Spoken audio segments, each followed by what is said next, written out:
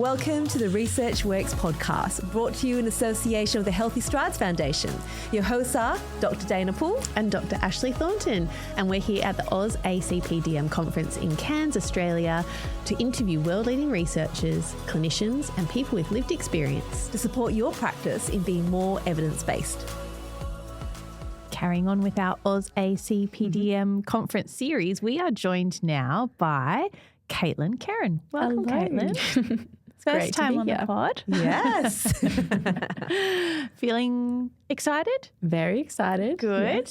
That's the right emotion to feel. Yes. At a conference, especially when AusACPDM is actually quite a mouthful. You did really well there. Thank you. I always get really nervous when I have to say it. And I always spend the rest of my time thinking I've said it wrong. Nailed it. Very good job. Yep. We know where we're at. Thank you. So, Caitlyn, you are an occupational therapist at the Healthy Strides Foundation, and we are really excited. Well, I am incredibly excited to talk to you today about your paper, Playground Accessibility, co-designing a mobile application to improve participation opportunities for children with neurodisabilities. That's all your favourite words in there. There's a lot of good words there. It's like this paper has been created especially for me to digest. I love to hear that. That's cool. That's really cool. Yeah. Well, with a great title like that, Caitlyn, how about you go through with us why this work is important? Why did you do this? Yeah, I think it came back down to working clinically and hearing from families time and time again how accessing playgrounds in the community wasn't so easy for them and their child. Yeah. A lot of playgrounds that they went out to in Perth and surrounds tended not to be accessible as they arrived, and they had no tool to use to easily find playgrounds that would suit their child's needs.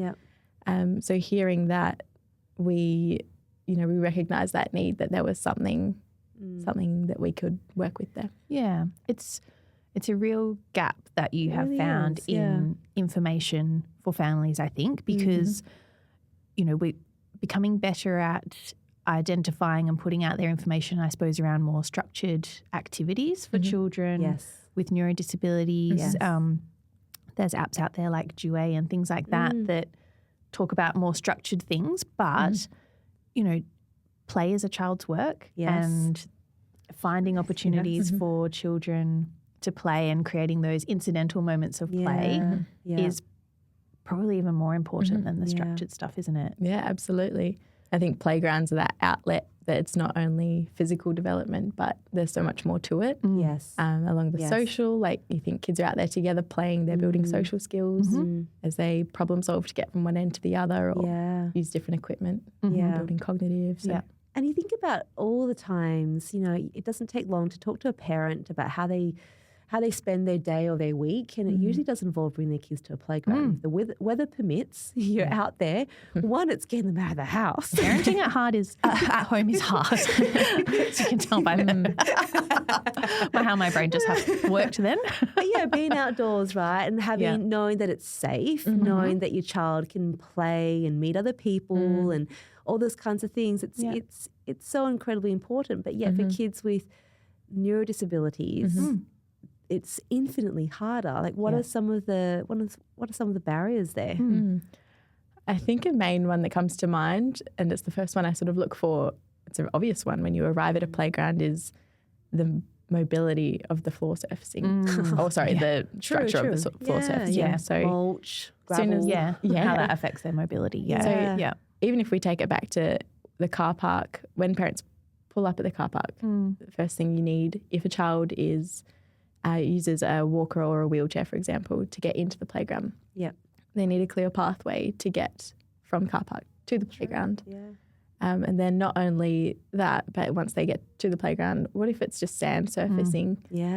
It means it's a much more difficult time for that child to access any of the play equipment, whether it's accessible for them or not. So thinking about adding in rubber surfacing or just pathways within the playground itself, things that we look forward for. There's all these different layers of accessibility, right? There's, getting to the playground, getting to the equipment, You haven't even played yet. You haven't played before you've even had a go at anything, on the playground, so to speak. There are more things as you say, all those layers, but the actual equipment themselves, like children who need to be on a ground level or platform level to access the equipment, if it's not just gross motor play, we need to consider all those things like having interactive games on the walls of playgrounds or music and sensory play on the ground level so children can reach it if they're in a wheelchair. Yeah. Thinking about things like that. Yeah. And there's playgrounds that exist out there that are actually being made for that reason now. So that's really cool. And I guess that's why you've done this. So why the app? I think the app, it all comes back to the convenience of accessing information. Yeah. And as I said, parents wanted that central information source to find playgrounds that would suit their child's needs. So mobile apps are a great way to access information, as we all know. Yeah. And fortunately, we have a software engineer on the team at Healthy Strides. Yep. And he is actually was able and willing to build an app from scratch. Yep. So we knew we had that resource, Yes. which was a great step into it. Yeah. And then we thought, how can we meet this need for the families with the app? So that's how the app came alive, the Participate app. Great.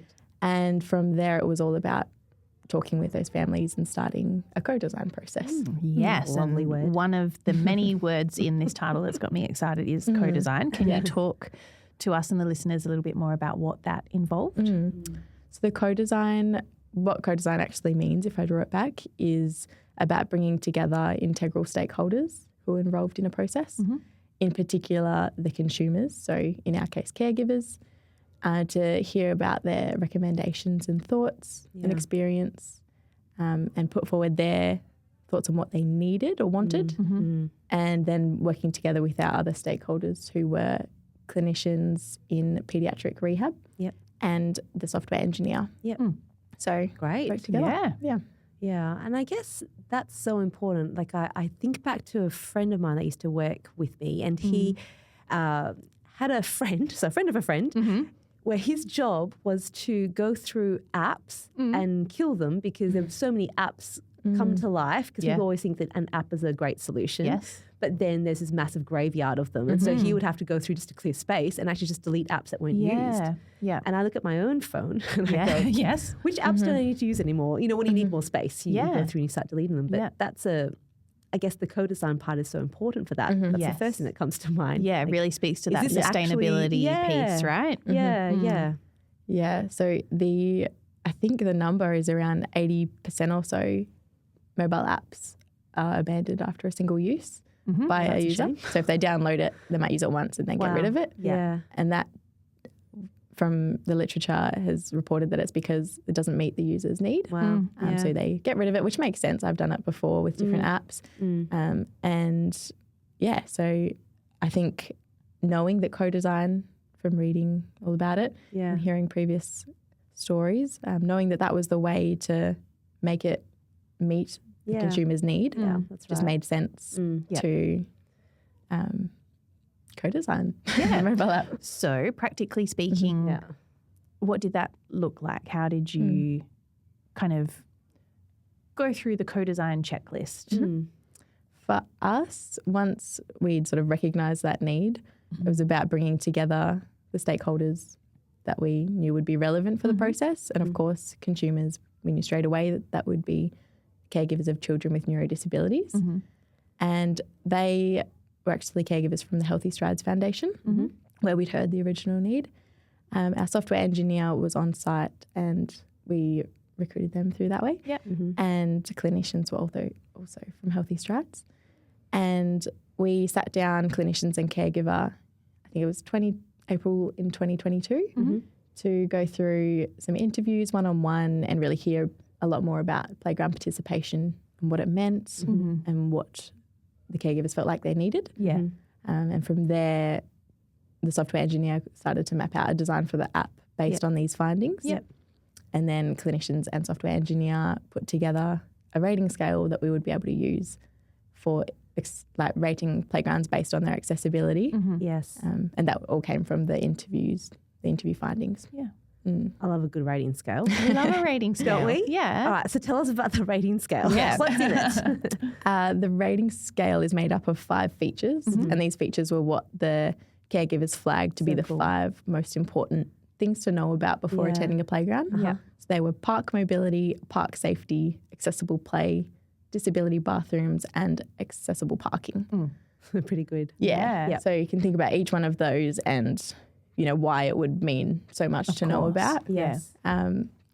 So we then created that checklist of what would make up each criteria for each feature. Yes. And so when we rated playgrounds and did visits, we'd have to tick off a checklist, and if a playground met the criteria for each feature, it would receive a star for that feature, and then if all 5 got it, it would be deemed as a 5-star, high accessible playground.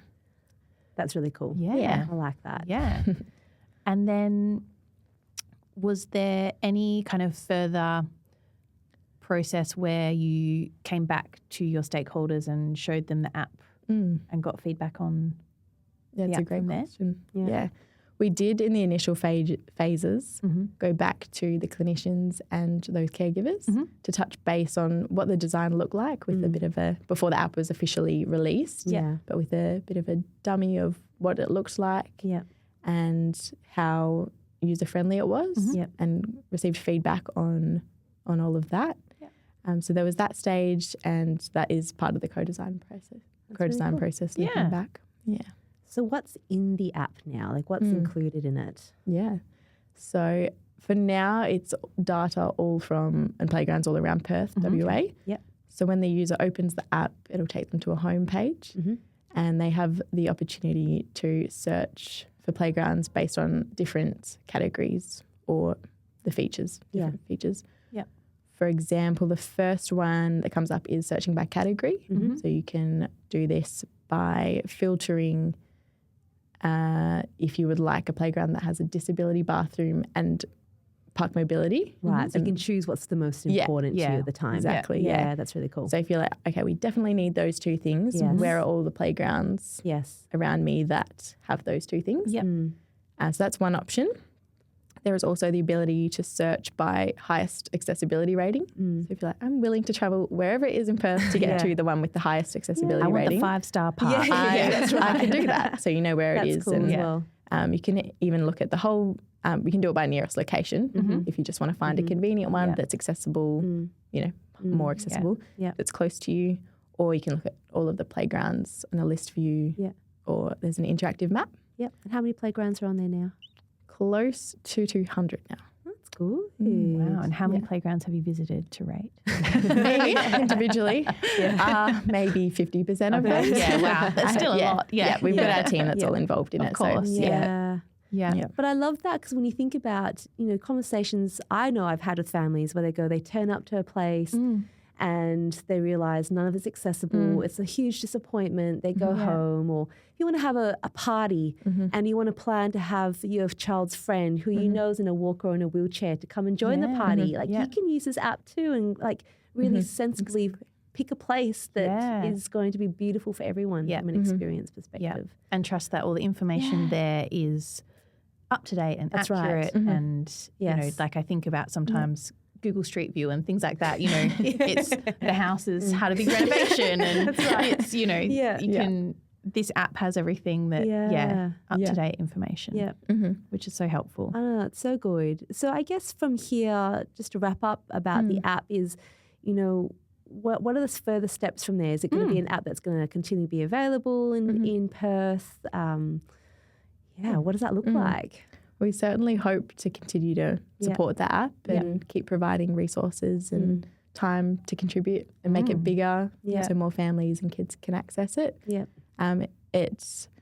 That serves as one of our challenges that we did experience with the co-design process is having the available time for it. But we'll continue to support it. And as for where it leads to in the future, it's still in talks at the moment. We're certainly striving to build it up. And the whole purpose of this abstract and presentation was to explain how we did it and the importance of co-design. So if anyone around Australia or wherever wants to do a similar thing specific to a niche area or to their location. Yeah. And we'd be very happy to support and discuss. Yeah. Cool. Great. And really good. for everyone who is now desperate to look at the app and see it and experience it for themselves, where can they find it? So the Participate app is a free tool. I'll start with that one. And it's available on the App Store and the Google Play Store, depending if you're Apple or Android. Yeah. So if they just search for Participate? So Participate app. Yeah, should come up. Right. Yeah. And we've got a QR code here at the booth, so come down to Research Works if you want to as well. I've got a QR code here that you can scan and get to it quickly. Yeah. Love a good QR code. I love a good QR code. I feel like it's a lot more understandable now. Yeah. Many years ago, I had no idea what it was. Caitlyn, thank you so much for joining us. Thank you for We having have me. loved talking to you about this app, and I'm Yes. sure everyone who's listening will love to see it and experience it for themselves. take a look. Enjoy your conference. Thank you very much. Yeah, and we'll talk to you all again really soon. Thanks for joining, everyone. Bye. Bye. Thank you.